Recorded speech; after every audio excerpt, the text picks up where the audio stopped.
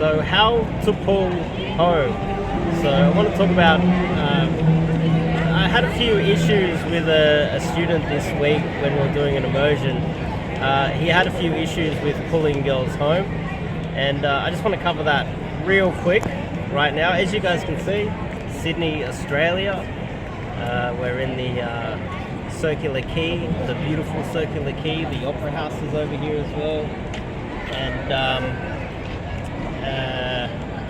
just out, might do a few sets out here while we're here as well. But beautiful Sydney, Australia. So, how to pull home. There was a few issues with my student this week where what he did was he thought, which is kind of conventional wisdom, is that he should take a girl out to a bar and have a few drinks with her, and that will kind of lubricate the whole date and increase his chances of pulling her home. Now, I come from the other point of view where if you take her to one bar, you have a few drinks, it's kind of underhanded, because if you think about it from her point of view, she obviously thinks, okay, he's trying to get me drunk so he can take me home and sleep with me. Quite often women will think that way, depending on how conservative she is. And if she's conservative and she's a good girl, she's more likely to think that. The more slutty she is, the less likely she is to think about that. She's like, oh, free drinks, and then go back to his place. But a conservative girl, the type of girl that you want to date, the type of girl that you want to have a more of a long-term thing with, she's less likely to appreciate you trying to get a few drinks into her and pull her home.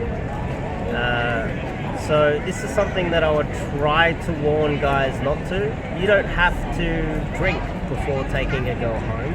She doesn't need to drink anything at all. You can be sober and just rely on, game.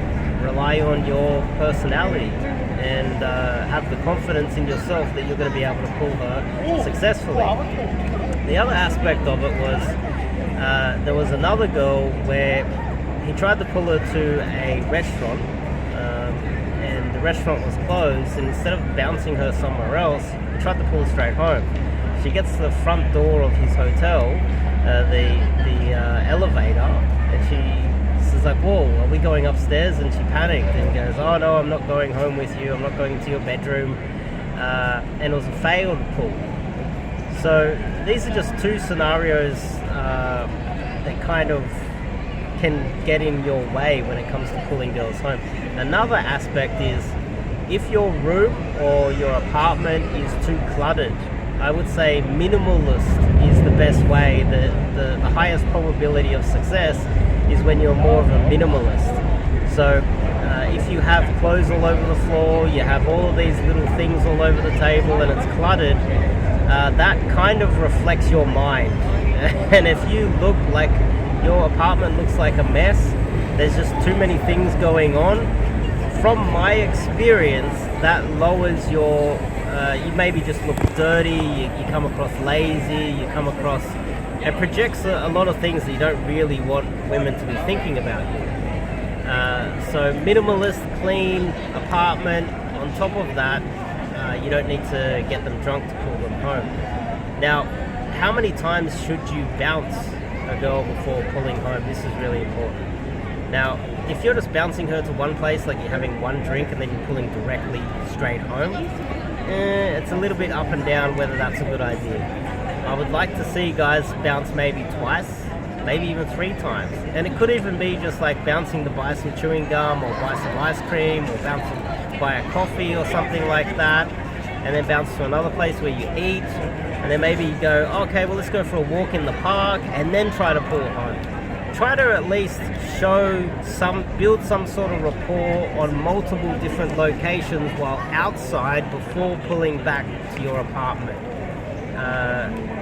Quite often they can feel more comfortable with you until that way just tends to work a little bit better. They build rapport with you, they trust you a little bit more, but if you're going boom, straight home, it does increase the probability of you getting destroyed and her not trusting you and not wanting to go upstairs.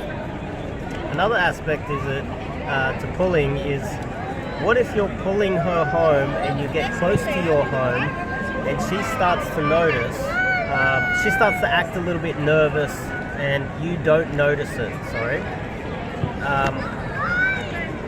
There is a risk there that if you don't really notice her being nervous and you just pull because you're not really aware of her feelings, you're less likely to have a successful pull.